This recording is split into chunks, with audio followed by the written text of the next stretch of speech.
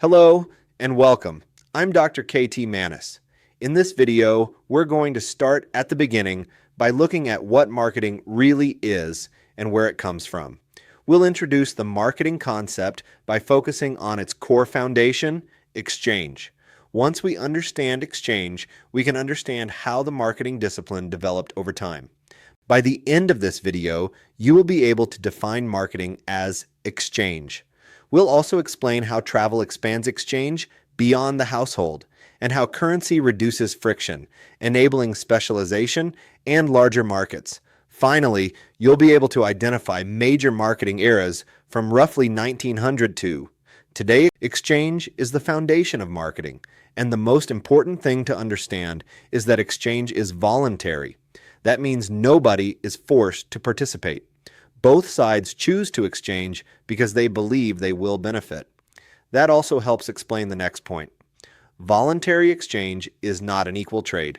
In a true exchange, the items traded do not need to have equal objective value. What matters is perceived value.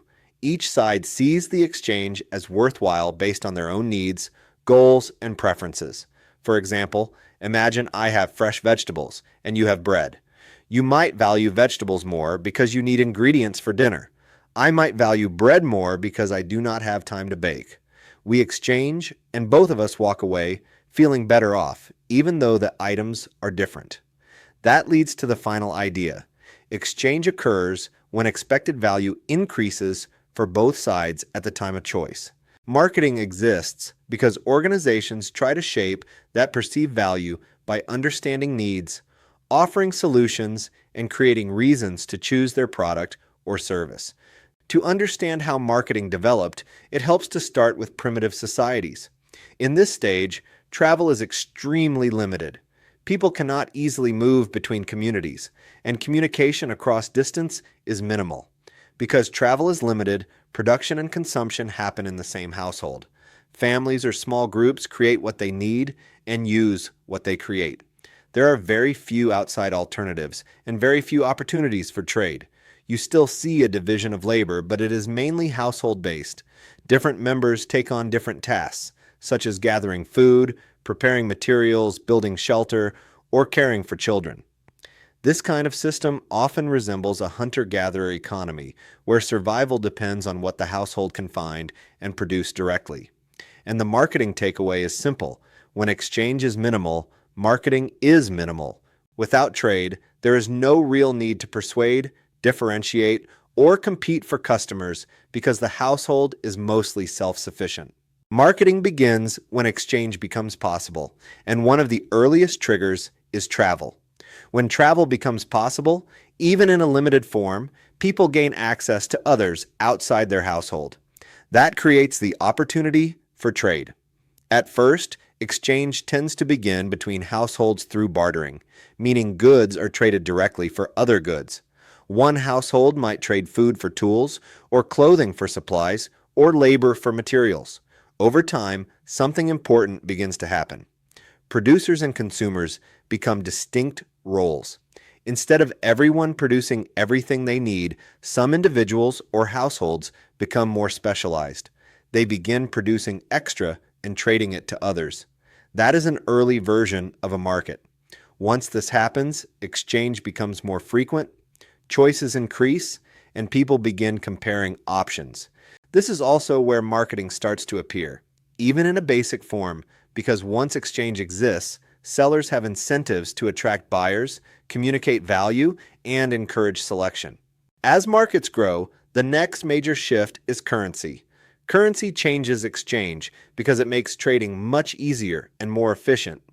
Instead of needing a direct barter match, buyers can pay with money and sellers can accept money, even if they do not need the buyer's specific goods. This supports the kind of exchange described here, where merchants and customers trade basic goods like food, clothing, or tools in return for currency. Once currency becomes common, people can participate in exchange more frequently, with more flexibility, and across greater distance. Currency also helps clarify the difference between distribution and marketing. Distribution, or the supply chain, is about how goods physically move from production to availability. Marketing is about shaping demand and influencing choice. Currency helps separate those functions because markets become large enough to require systems, intermediaries, and channels. Finally, currency enables broader exchange and specialization. As specialization increases, society becomes more productive, markets become more competitive, and marketing becomes more strategic because organizations must compete for attention, preference, and loyalty. This timeline shows how marketing evolved as a field, and it is helpful to think of it in four broad eras.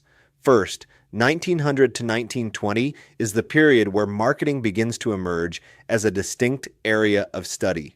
Next, 1920 to 1950 is when marketing becomes more formalized. Scholars begin creating frameworks and terminology that help explain how markets operate.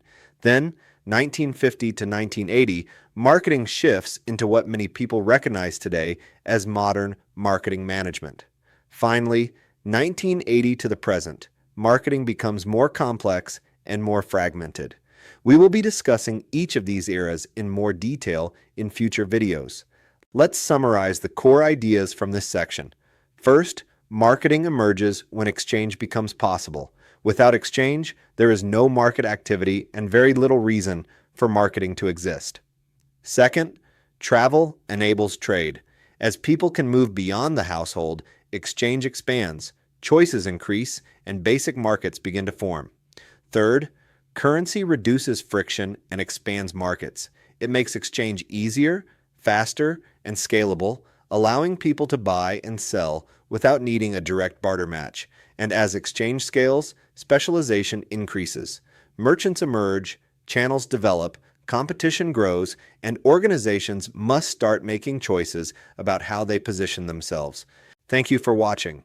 If this video helped you, please take a moment to like it and subscribe for more marketing content. In the next part of this series, we'll build on the foundation of exchange and walk through the major marketing eras from 1900 to today, showing how the marketing discipline has evolved. Drop your questions in the comments, and I'll see you in the next video.